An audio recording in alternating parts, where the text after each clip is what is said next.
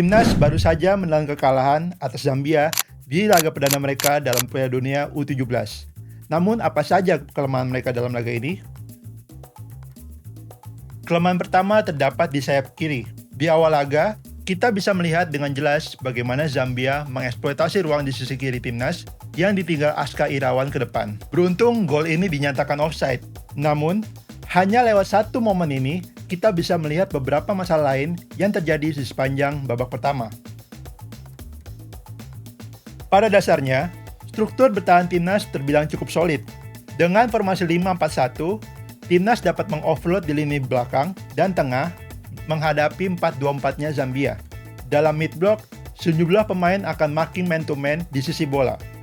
Coach Nova juga mendesain struktur bertahan timnas secara kompak untuk menutup jalur serangan Zambia dari area tengah. Namun saat menghadapi switch play, Aska Irawan sering memberi ruang dan waktu terlalu banyak kepada Cipelu selaku winger dari Zambia. Akibatnya, Cipelu dapat mengirim crossing menuju dua striker di dalam kotak penalti.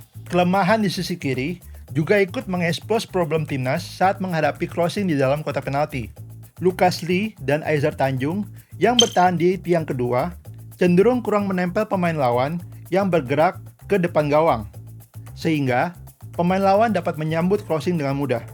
Selain itu, walaupun unggul jumlah, kekurangan kualitas dalam duel udara juga kerap merepotkan Dava mengamankan gawangnya.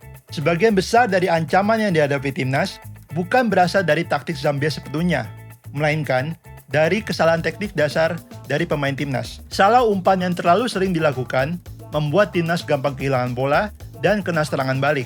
Selain itu, kurangnya teknik dasar saat memberi dan menerima umpan juga memberi momentum untuk Zambia melancarkan serangan balik di sepertiga area tengah.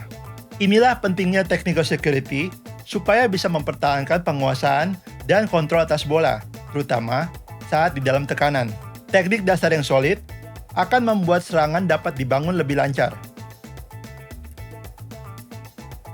3 gol Zambia berasal dari 3 kesalahan timnas yang telah tadi kita bahas. Gol pertama berasal dari sisi kiri yang tereksploitasi lewat umpan lambung Zambia menuju Cipelu yang tak dapat dikejar oleh Aska Irawan. Lucas Lee yang kurang intens saat track back membuat Apriawan teroverload 1 versus 2 di tengah dan memudahkan Zambia mencetak gol.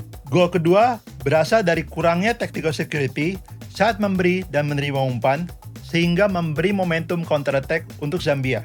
Sedangkan gol ketiga merupakan perpaduan dari teknik dasar yang kurang maksimal dan penjagaan pemain lawan yang buruk saat transisi negatif. Jarak lebar antara Lucas Lee dan Apriawan yang teroverload memudahkan striker Zambia menyambut crossing di tengah. Sebagai catatan, 3 gol Zambia ini terjadi hanya dalam kurun waktu 6 menit di babak pertama. Tentu ini menjadi PR buat Coach Nova.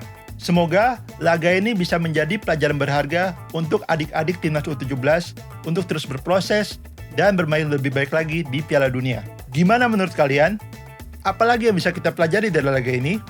Tulis pendapat kalian di kolom komentar di bawah.